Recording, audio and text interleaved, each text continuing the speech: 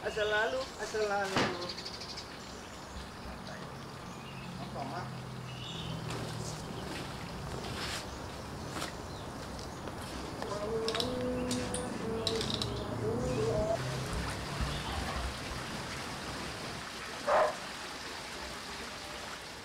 Diangkat dulu.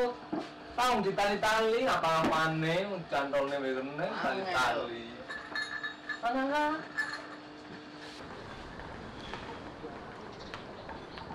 Kololi molar, kololi. Aduh, aduh. Rambutnya blot-blot. Oke. Masuk tandan di sini.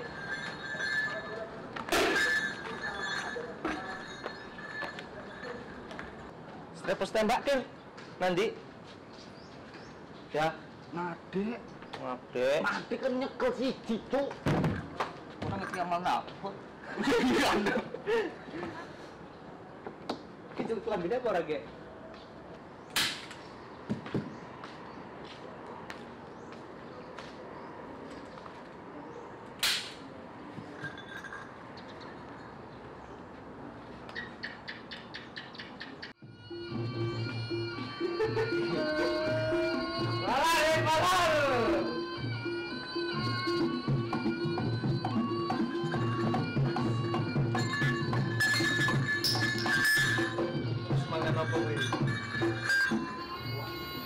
Barongan itu asal mulanya memang ada di daerah Jawa dan Bali.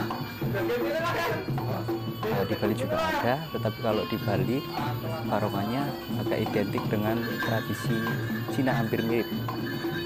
Kemudian kalau di Jawa awal mulanya itu ada di daerah Jawa Tengah, itu perbatasan daerah Blora kala itu. Tetapi kala itu kemudian dikembangkan atau diadopsi oleh daerah Jawa Timur, yaitu Kediri. Kemudian berkembanglah di Kediri sampai sekarang masih banyak dipergelarkan sebagai tradisi adiluhung yang memang seharusnya kita lestarikan dan agar tidak punah tradisi itu.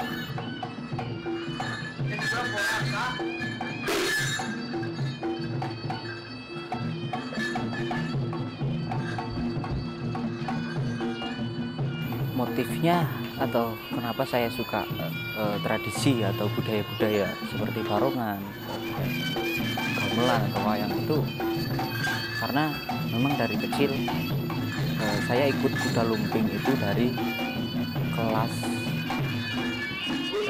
5 SD. Kelas 5 SD itu saya sudah di tradisi jaranan. Kemudian saya cinta di situ, mulai suka dengan budaya ini. Tetapi saya lihat sekarang itu saya lebih mendalami, lebih mengerti apa sih makna itu barongan itu ketika saya merantau di Jakarta.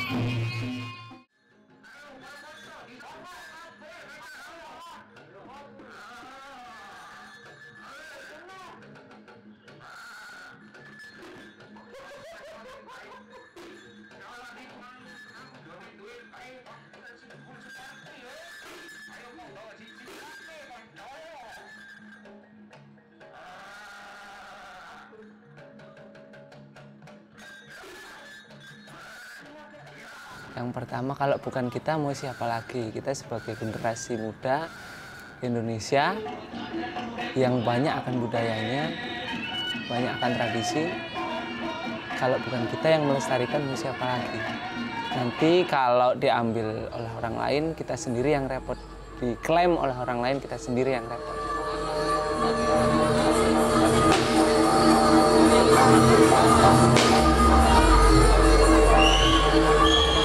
Kesenian barongan bersumber dari hikayat Panji, yaitu sebuah cerita yang diawali dari iring-iringan prajurit berkuda mengawal Raden Panji Asmoro Bangun atau Pujangga Anom dan Singobarong.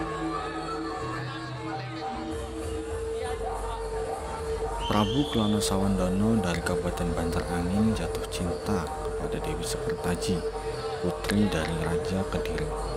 Maka diperintahkanlah Patih Pujangganong atau Pujangga Anom untuk peminangnya. Sampai di hutan Wengkar, rombongan prajurit Bantarangin dihadang oleh Singo Barong sebagai penjelmaan dari Adipati Gembong Amijoyo yang ditugasi menjamin keamanan perbatasan. Perselisihan pun tak terhindarkan. Akhirnya terjadilah perang tanding antara Raden Panji dengan Adipati Klono Sawendono yang akhirnya dimenangkan oleh Raden Panji. Adipati Klono Sawendono berhasil ditunda sementara.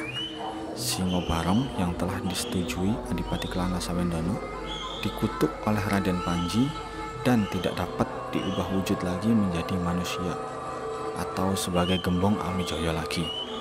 Akhirnya Singo Barong takluk dan mengabdikan diri kepada Raden Panji, termasuk prajurit berkuda dan Bujangganong dari kerajaan Bantarangin.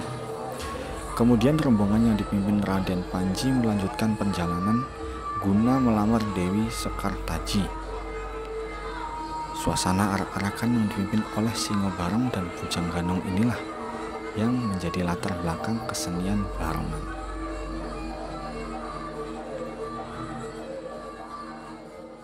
Dulu saya hanya bermain, hanya sekedar hiburan, bermain dan tidak mengetahui apa sih makna sebenarnya dari barongan itu sendiri. Apa sih kesakralannya dari barongan itu. Tetapi ketika saya di Jakarta, saya mulai sadar bahwa ini budaya yang memang luar biasa dari kita, yang harus kita lestarikan dan kita jaga sebagai generasi muda. Saya sebenarnya sekarang banyak generasi muda yang memang sudah mencintai budaya seperti barongan atau gamelan, itu sudah banyak banget. Tetapi ada sebagian juga yang memang sudah tidak open atau tidak ngeh dengan budaya yang kita miliki ini. Suatu ketika budaya itu diambil oleh negara lain atau diklaim oleh negara lain, kita kebakaran jenggot. Kita pemuda tidak harus tidak harus ikut atau bisa memainkan barongan, tapi mencintai atau melestarikan lah. Minimal mencintai dulu tradisi kita ini. Karena di mana sejarah itu dihargai, tradisi itu dihargai, maka bangsa ini akan luar biasa.